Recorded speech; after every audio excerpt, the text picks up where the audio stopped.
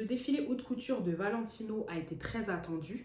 Il a eu lieu le 30 janvier 2025 au Palais Brongniart à Paris, sous le thème vertigineux. 48 silhouettes ont défilé, démontrant la nouvelle vision de la maison Valentino, sous la direction artistique d'Alessandro Michele, que va devenir la maison Valentino. Hello les fashion experts, bienvenue sur cette nouvelle vidéo. Je suis Fallon, la fondatrice du concept Lundana. Alors, au sommaire de cette vidéo, on va déjà dans un premier temps voir quel est l'héritage de la maison Valentino. Deuxièmement, on va voir qu'est-ce que la nomination d'Alessandro Michele apporte à la maison Valentino. Dans un troisième temps, on va revenir sur le défilé haute couture et sur les œuvres précédentes d'Alessandro Michele depuis sa nomination. Si vous voulez avoir les réponses à toutes ces questions, ce sera juste après le générique.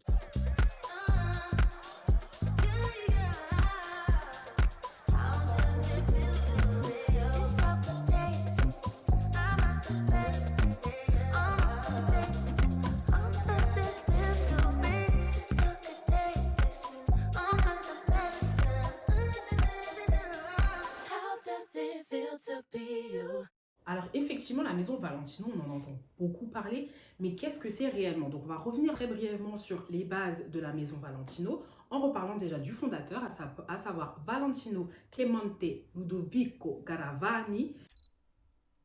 C'est un jeune Milanais qui voyage à 17 ans à Paris, à l'école syndicale de couture, donc très réputée sur Paris. Donc très jeune, hein, il avait cette étoile déjà en lui, et ses créations, elles ont été récompensées par un prix qui lui a attiré l'attention du couturier Jean Dessès. Donc Valentino a été embauché en 1950 pour commencer à dessiner ses premières collections. Il est resté pendant 5 ans chez Jean Dessès avant de rejoindre la maison Guy Laroche. En 1960, Valentino est prêt à voler de ses propres ailes et il crée sa marque avec son associé Giancarlo Giametti.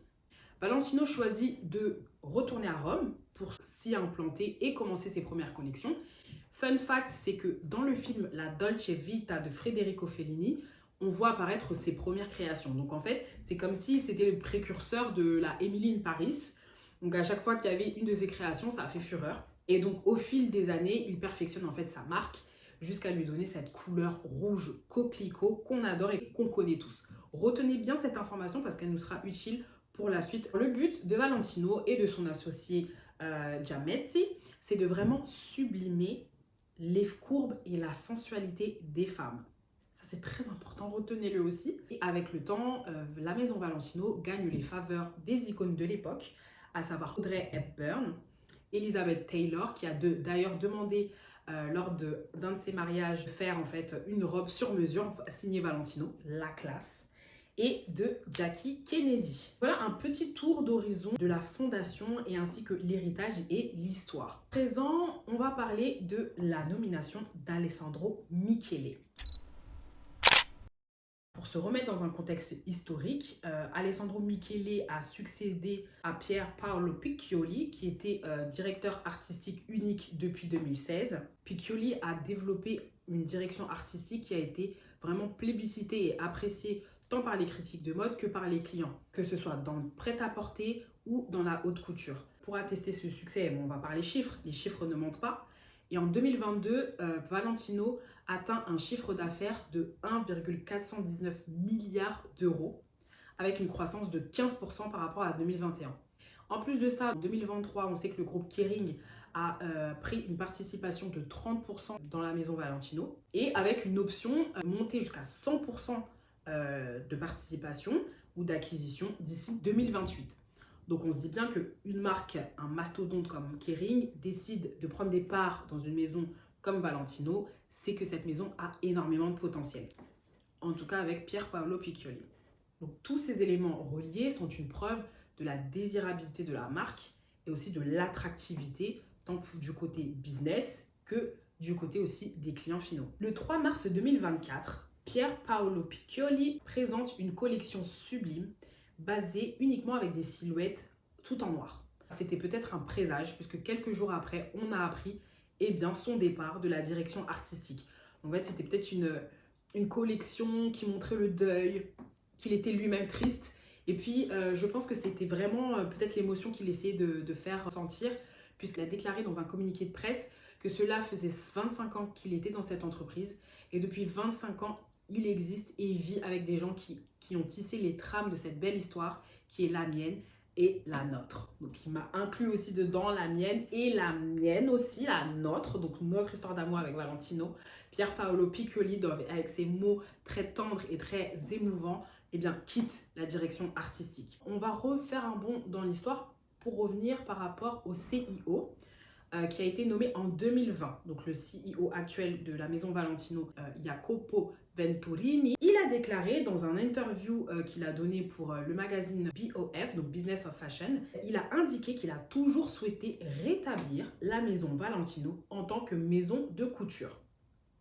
Alors quand il a dit ça, c'est vrai que je me suis dit mais de quoi il parle? Parce que quand Pier Paolo Piccioli était sur place, c'était une maison de couture. On a vu les chiffres, on voit l'attractivité de la maison.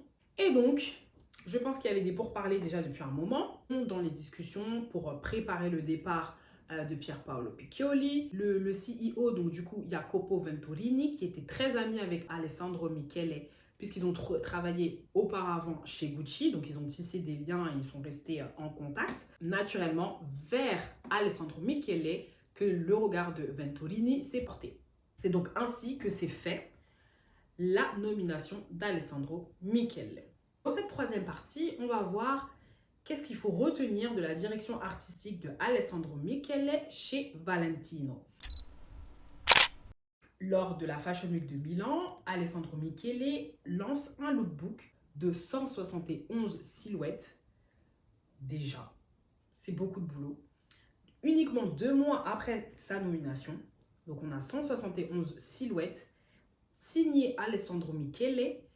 Et en fait, ce lookbook, il fait grincer des dents. Certaines critiques de mode ont même dit qu'il avait juste terminé la collection qu'il avait déjà commencé chez Gucci et qu'il avait terminé chez Valentino. Et certaines critiques de mode ont même appelé ce lookbook Guccitino, puisque en fait, c'était tellement... ça crevait les yeux que c'était la même chose qu'il faisait chez Gucci, qu'il a transposé ça chez Valentino. On a d'autres journalistes qui ont un avis très tranché par rapport à ça, qui dit que Michele faisait déjà du Valentino en étant chez Gucci.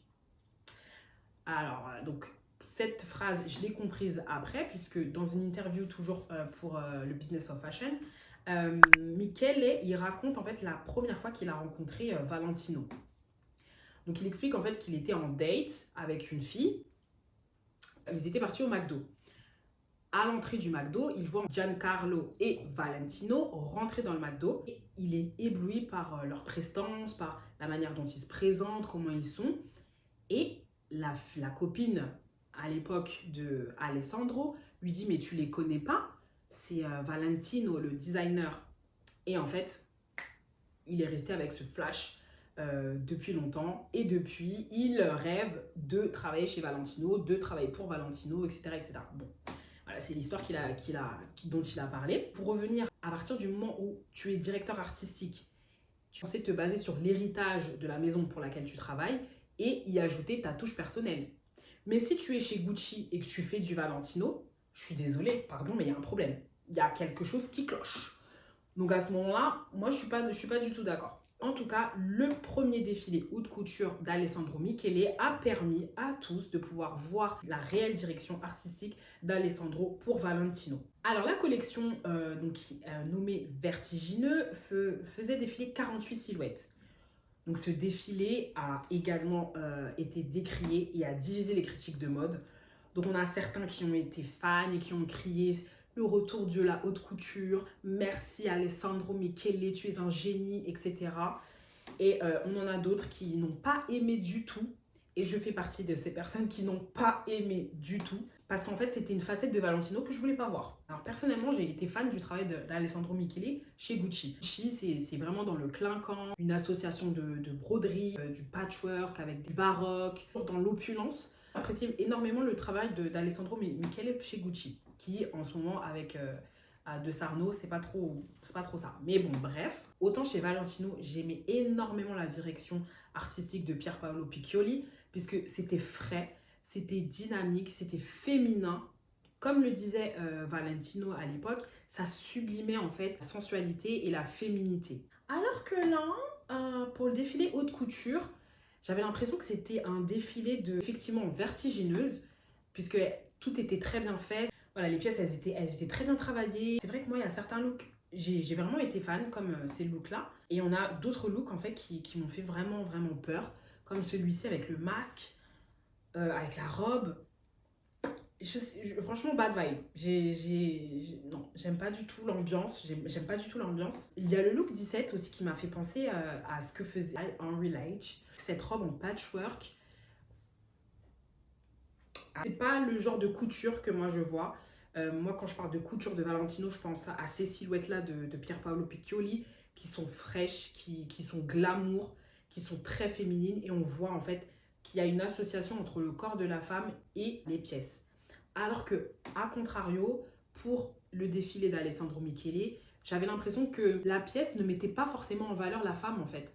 La pièce était juste portée, la femme en fait portait juste la pièce. Il n'y avait pas d'association, il n'y avait pas ce mariage entre les deux. Et j'avais même l'impression que la femme était cachée, recouverte à travers ces robes-là. C'est pour cette raison que moi j'ai trouvé un peu dommage, puisque Valentino s'est toujours promis, grâce à sa marque, de sublimer en fait la féminité, chose qui n'a pas été flagrante en fait dans ce défilé. En fait, si on avait mis des robots à la place, ça aurait été pareil. C'est-à-dire que ce défilé était juste une mise en lumière de robe, mais c'était pas une mise en lumière de la femme qui porte une pièce de luxe. J'ai pas trouvé ça féminin. J'ai trouvé ça assez lourd parfois. J'ai trouvé ça très qui masque le corps de la femme. Voilà, c'est pour ça que j'ai vraiment pas été fan. Et puis même l'ambiance du défilé, tout en noir comme ça, avec des numéros derrière les looks. Non, moi j'ai vraiment, vraiment pas apprécié. C'était pas le côté haute couture raffiné. J'ai trouvé ça assez grossier. Voilà, assez lourd quoi. Dites-moi ce que vous en pensez. Qu'est-ce que vous en avez pensé? Est-ce que vous êtes plutôt de la team bravo Alessandro ou de la team non, j'aime pas trop? Voilà, et n'hésitez pas à me donner votre avis en commentaire. Puis il y a un autre aspect aussi que je voulais voir avec vous, c'est est-ce que vous avez vu le logo Valentino depuis Alessandro Michele? Il est jaune, alors qu'avant il était rouge coquelicot. Donc en fait, c'est tous ces éléments qui me font peur. J'ai peur, je sais pas, Alessandro Michele, qu'est-ce qu'il va faire avec la maison Valentino? J'ai l'impression qu'on a donné quelque chose à un enfant gâté. J'ai l'impression qu'Alessandro Michele, c'est vraiment l'enfant gâté de la famille qui fait n'importe quoi, mais mais les parents lui disent mais non, il est comme ça, laisse-le faire, laisse-le, ça va aller. Donc moi je vois que Alessandro Michele, il est très ami avec le CEO, donc c'est pour cette raison qu'il a cette large liberté. À voir comment est-ce que ce sera accueilli par les critiques. On va voir les chiffres bientôt, quels vont être les chiffres, quelles vont être aussi la résonance avec le groupe Kering. Est-ce que le groupe Kering voudra atteindre 100% d'acquisition de la maison Valentino au vu des œuvres de Alessandro Michele? Je sais pas. Vraiment, je suis très, très, très pessimiste. Mauvais combo. Peut-être qu'Alessandro Michele n'aurait pas dû partir de Gucci. Voilà, là j'ai l'impression que le groupe Kering, les choix qu'ils sont en train de faire, c'est un peu en berne. En guise de conclusion, je peux dire que le glamour et la fraîcheur que j'aimais chez Valentino avec Pier Paolo Piccioli n'est plus. Donc peut-être à voir sur le long terme, mais en tout cas, moi, de ce que j'ai vu depuis le début, pas du tout ce que j'aime. C'est vraiment pas du tout ce que j'aime pour la maison Valentino. Pier Paolo Piccioli, qui a travaillé pendant 25 ans chez Valentino, avait apporté un bagage qui est fort. Et la transition en fait entre les deux directeurs artistiques, elle est vraiment trop brutale. Et à la rigueur, si la transition elle était douce et on aurait retrouvé la patte de la maison Valentino à la base, peut-être que ça m'aurait beaucoup plus plu. Mais là, non. Nous arrivons au terme de cette vidéo où je vous ai donné mon avis sur l'avenir de la maison Valentino sous la direction artistique d'Alessandro Michele. N'hésitez pas à vous me dire ce que vous en pensez et n'hésitez pas également à vous abonner et à donner votre avis dans le respect et la courtoisie. Je vous dis à très bientôt pour une prochaine vidéo. Bye bye!